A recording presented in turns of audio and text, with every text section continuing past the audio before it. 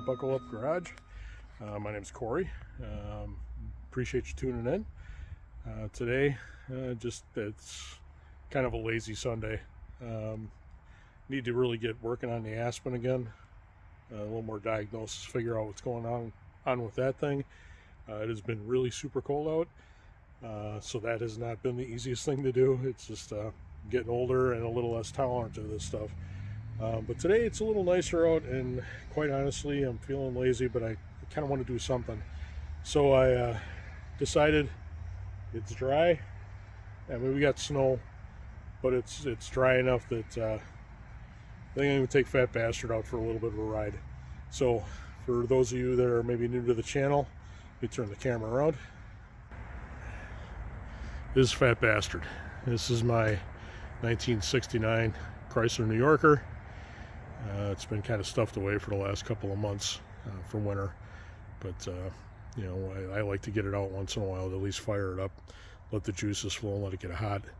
But like I said, the sun's out today and it's pretty dry, and this car is far from perfect, so I'm not really that worried about you know, snow, salt, things like that. But I just kind of wanted to take her out for a rip. It is a factory bucket seat floor shift automatic vehicle. The original 440 is long gone. I currently have a 400 in it that's it's reasonably mild. It's got 331 gears, sure grip that I've added to it. The 400 is at best probably 8.5 to 1 compression.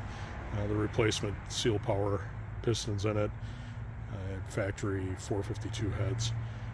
Camshaft is split duration, split lift and duration. I believe it's a Comp Cam's Extreme Energy. I think it's 491 lift on the exhaust side and 484 on the intake.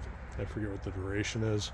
It's a little choppy, but it's a mid-range cam, which is pretty much what this car needs. It needs grunt. It's pretty heavy. I think this thing goes 4,600 pounds. It did make a trip to Florida and back in November. It has proved itself as a pretty dependable rip around little car.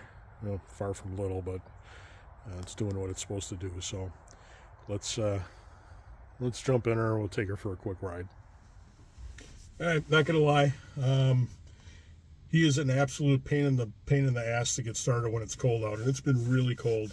Today's reasonably warm. It's like 25 degrees out, but there's absolutely no heat crossover left in this thing. It's blocked off using the valley pan gasket, and even if it was there, got HP exhaust manifolds on this thing, and I've got the flap disconnected, you know, taken out of the passenger side. So even if the crossover wasn't blocked, there'd be no heat crossover working in this thing. So he takes some getting going.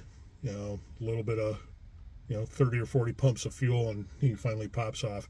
So that's been done already. I mean, he's by no means warm, but you know, he's been fired up a couple of times. So let's take her for a ride.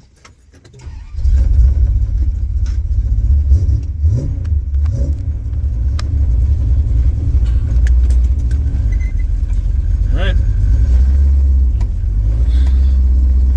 Get this out of my system. I haven't driven in quite a while.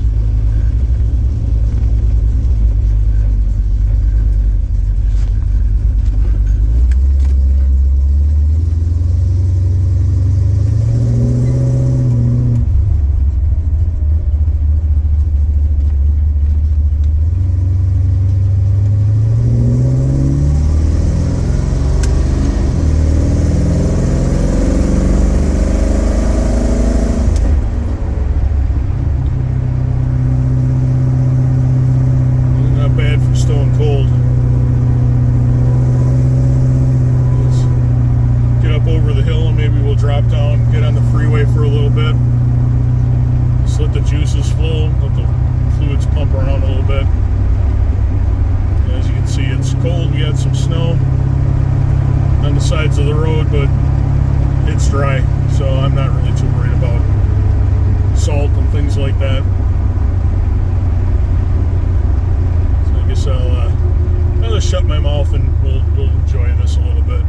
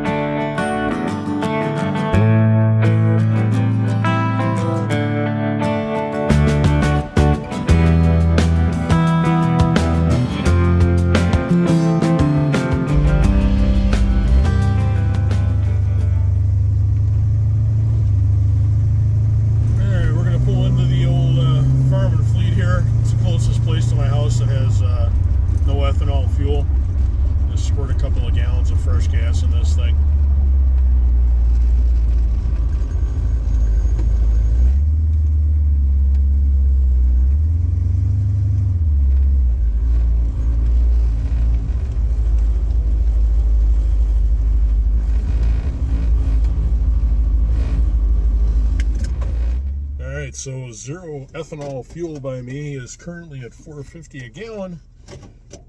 So since this thing's going to be going back into semi-hibernation, I just threw 15 bucks in it. Just get a little topper on it with some fresh fuel. And of course the sun is in the perfect spot here. Yeah, well, it's going to be what it's going to be. So it's head home. I think that's enough for today. Just like I said, wanted to get the kind of juices flowing, get everything hot, you know, scrub the brakes a little bit, you know, just kind of get it out of my system. So heading back to the house.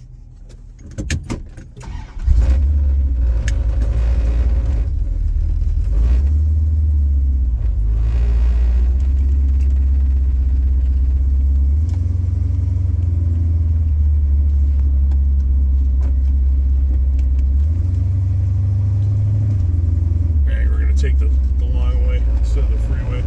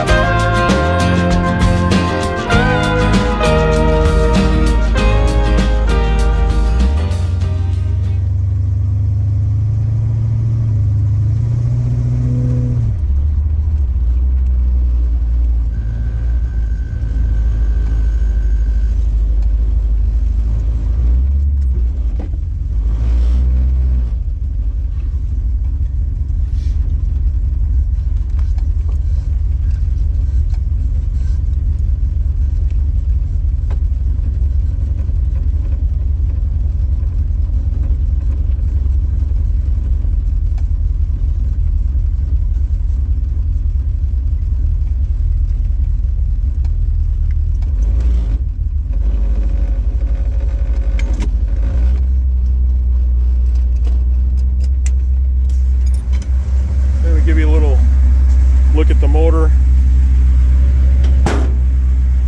Like I said, the original 440 was long gone when I got it. It was born with the standard 444 barrel, 350 horse. It wasn't the TNT. I think a TNT might have been an option on the New Yorker, but I don't know for sure. But this one definitely was not a TNT motor.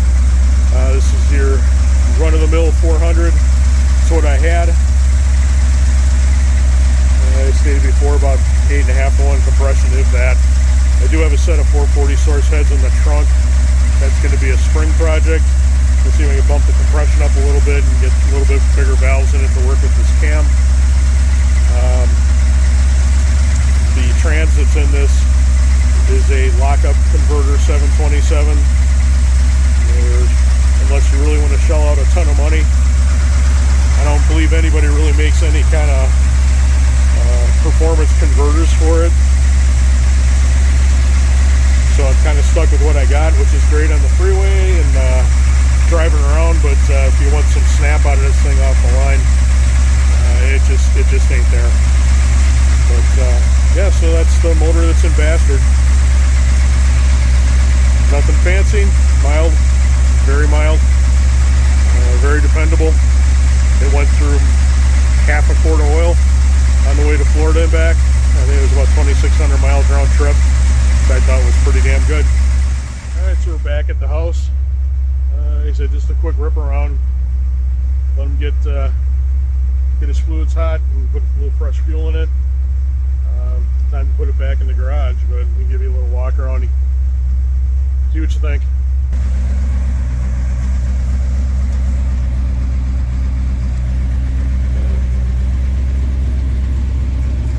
He's a little rough around the edges.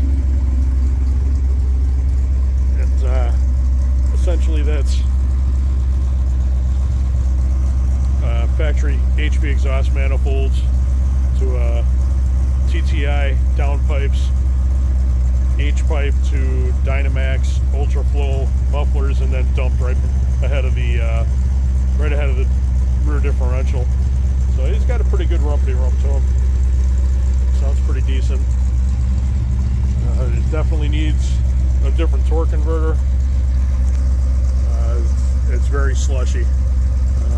This car does not have a lot of snap right off the line. Combination of it being real heavy and